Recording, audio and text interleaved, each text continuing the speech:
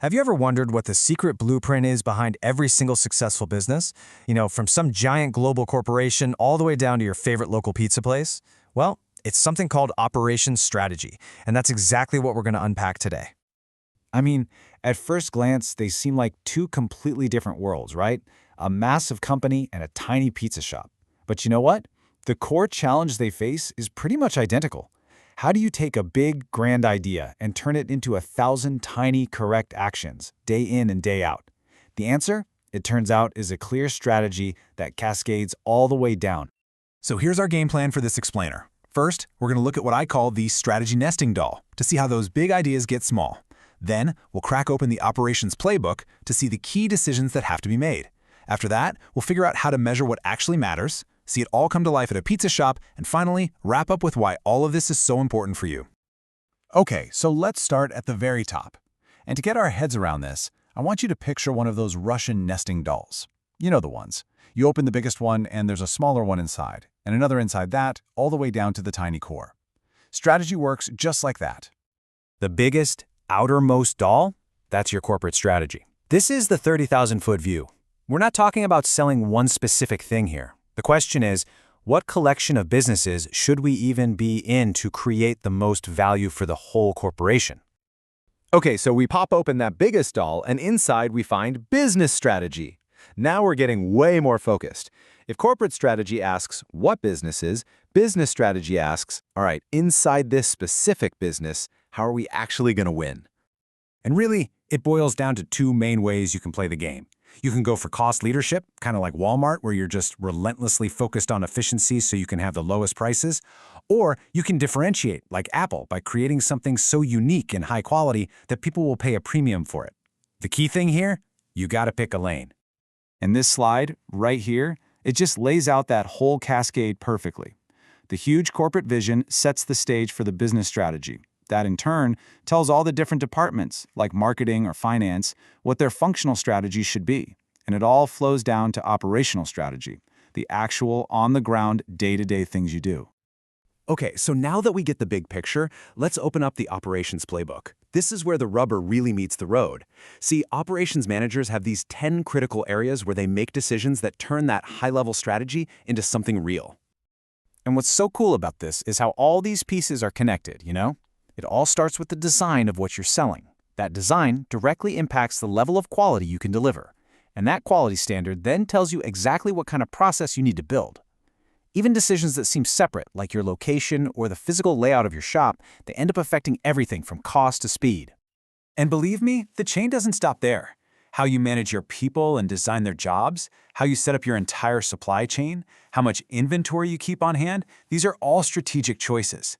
And then you get down to the real nitty-gritty, like scheduling shifts and doing regular maintenance to make sure the whole system keeps humming.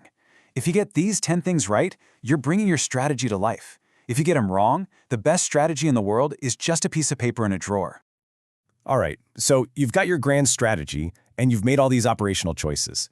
But how in the world do you know if any of it is actually working? Well, you have to measure it. You need a report card for your operations. And the final grade on that report card is productivity. It's a really simple but powerful ratio. It's what you get out divided by what you put in. So think of your outputs, like your total sales, divided by your inputs, like all your labor and material costs. It's basically telling you how efficiently your whole business engine is running. But here is the absolutely critical detail. A single productivity number all by itself means almost nothing. As the source material points out, it's a relative measure.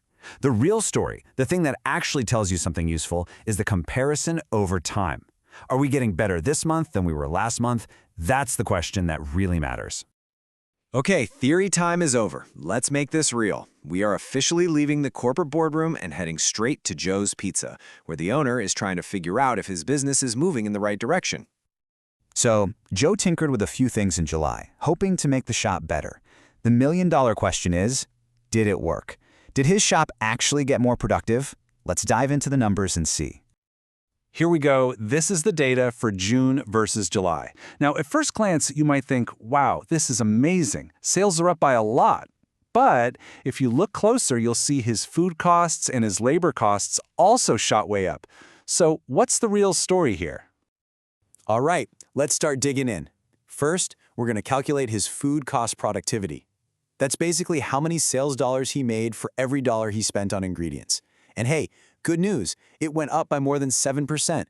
He was definitely getting more bang for his buck on cheese and pepperoni. But hold on, now let's look at labor productivity. That's sales per dollar spent on his staff. And ouch, that dropped by over 12%. So at the same time he got more efficient with his food, he got a lot less efficient with his people. This is where the plot thickens. So we've got one number that looks great and another that looks terrible. What happens when you put it all together? The food, the labor, the overhead, to get the total overall productivity. The final answer, when you crunch all the numbers, is a big fat 0. No change whatsoever.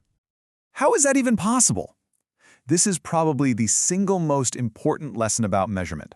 The amazing improvement he made in one area was completely, totally canceled out by the big decline in another. Think about it. If Joe had only measured his food cost, he'd be popping champagne, thinking he's a genius. If he only measured labor, he'd be panicking. It's only by looking at the total picture that he sees the actual truth. So, after all that, what is the big takeaway here? Why does a concept from a business class and a little story about a pizza shop actually matter to you? Let's connect the dots. Let's just quickly recap the big ideas. First, remember that strategy is a cascade. It flows from the very top all the way down. Second, operations is where that plan becomes reality, through those 10 critical decisions. Third, productivity is your ultimate report card. And finally, and maybe most importantly, as Joe's Pizza just showed us, measuring only one thing can give you a completely wrong idea about what's really happening. And that's really the final thought I want to leave you with. Take a second and think about your own job, or your team, or even your own personal projects.